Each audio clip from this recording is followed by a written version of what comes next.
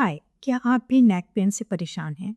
हो सकता है आपका नेक पेन टेक्निक की वजह से हो। क्या आप जानते हैं टेक्निक क्या है? आइए जानते हैं टेक्निक क्या है। टेक्निक एक पोस्चरल स्ट्रेन कंडीशन है। ये जनरली बहुत ज़्यादा prolong use of mobiles, screens या लैपटॉप पे काम करने की वजह से हो जाती है। इसमें यूजुअली क्या होता है, इसको समझने के लिए आपको ये जानना होगा कि हमारे नॉर्मल हेड का वेट 4 से 5 किलो तक होता है। लेकिन टेक्निक की कंडीशन में हमें आदत पड़ जाती है हेड को फॉरवर्ड बेंड करने की लॉन्ग समय तक। और जब हम डिफरेंट डिग्रीज पे इसको अंडरस्टैंड करते हैं तो लगभग 15 डिग्री पे जब हम हेड को फॉरवर्ड बेंड करते हैं, हम आप ये समझ लीजिए कि हेड का वही वजन जो 4-5 किलो था वो 12 किलो तक बढ़ जाता है। और जब हम इसे 30 डिग्री पर बेंड करते हैं तो ये वज़न 18 किलो तक हो जाता है। सोचिए कि आप अपने कंधों पर, अपनी नेक पर एक 18 किलो का वज़न कैरी कर रहे हैं और 45 डिग्री पे यही वेट 22 किलो तक हो जाता है।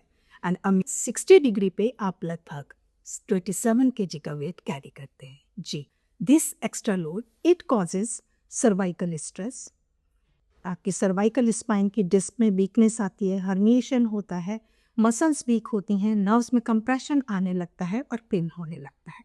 बहुत ही कॉमन सिम्टम्स में अगर हम इनको समझें तो आप स्टिफनेस फील करते हैं, पेन फील करते हैं, आपकी अपर बैक में बहुत ज़्यादा पेन और स्टिफनेस के साथ कभी कभी आर्म्स में हैवीनेस और टिंगलिंग सेंसेशन भी आने लगती है। आपको हेडेक होता है, स्पेशली आपके स्कल के बेस से, जहाँ आपका स्कल स्टार्ट होता है वहाँ पर आपको तेज़ दर्द की शिकायत होती है।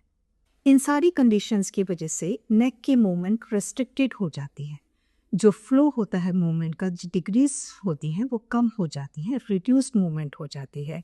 और अगर देर तक इसको ट्रीटमेंट नहीं किया जाए तो सर्वाइकल स्पॉन्डिलोलिसिस की कंडीशन भी अपीयर हो जाती है।